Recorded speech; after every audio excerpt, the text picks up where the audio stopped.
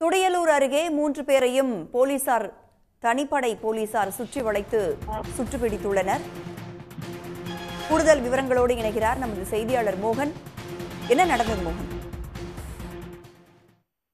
கோவையில் பெரும் பரபரப்புக்கு உள்ளாக்கிய சம்பவங்களில் ஒன்றாக இருக்கிறது கோவையினுடைய தனியார் கல்லூரி மாணவி கூட்டு பாலியல் வன்கொடுமை சம்பவம்.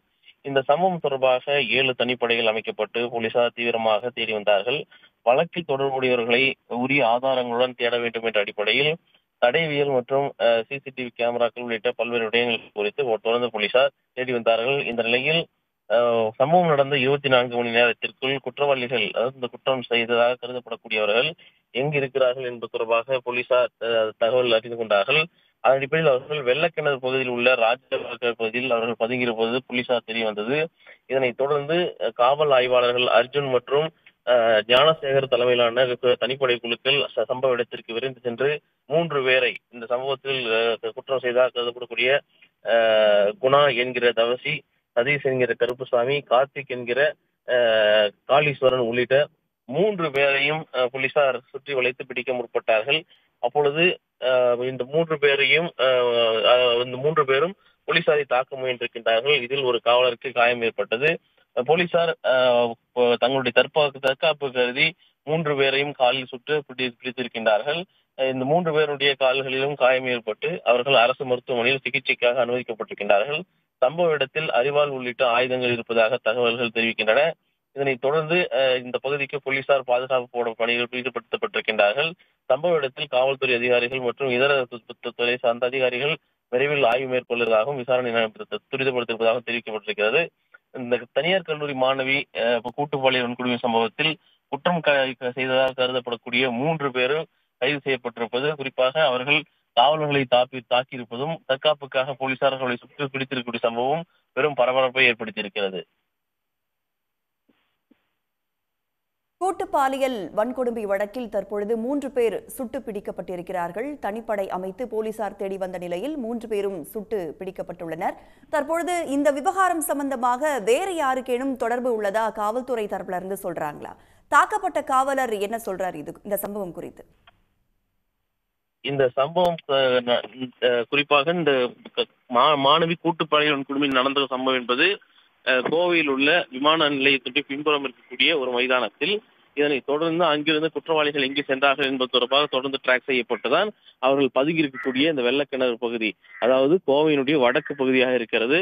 இந்த வடக்கு புறநகர் பகுதியாக இருக்கக்கூடிய இந்த இடத்துல தான் அவர்கள் பதுங்கியிருப்பு தெரிய வந்தது. அப்பொழுது வந்தபோது தலைமை காவலர் ஒருவர் அதாவது சுற்றி வளைத்த பொழுது அதற்கு சற்று இரவு நேரமாக இருந்தது. அப்பொழுது அவர்கள் அரிவாளுடன் அந்த ராஜவாய்க்கால் பகுதியில் பதுங்கியிருப்பது தெரிய வந்தது. அவர்களை ரொம்ப நுட்பமாக பிடிக்க வேண்டும் என்ற அடிப்படையிலும் அவர்கள் ஏற்கனவே மது போதையில் இருந்த அடிப்படையில் அவர்கள் கத்தி உள்ளிட்ட ஆயுதங்களுடன் தாக்குதல் சம்பவங்களில் ஏற்கனவே ஈடுபட்ட அடிப்படையிலும் அவர்களை பாதுகாப்புடன் பிடிக்க வேண்டும் என்ற அடிப்படையில் தான் அவர்களை அணுகினார்கள்.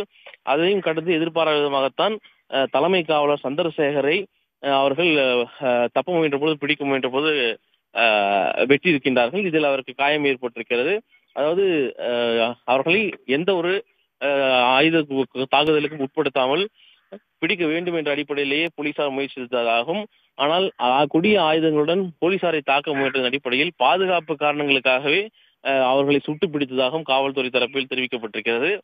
தொடர்ந்து இந்த சுட்டு பிடிக்கப்பட்ட 3 பேரும் மருத்துவமனையில் அனுமதிக்கப்பட்டு அவர்களுக்கு தீவிர சிகிச்சை தரப்பட்டு வருகிறது. இந்த வழக்கை பொறுத்தவரையில் 3 பேர் தான் மிக முக்கிய குற்றவாளிகளாக ஆரம்பத்திலிருந்தே தெரிய வந்தது.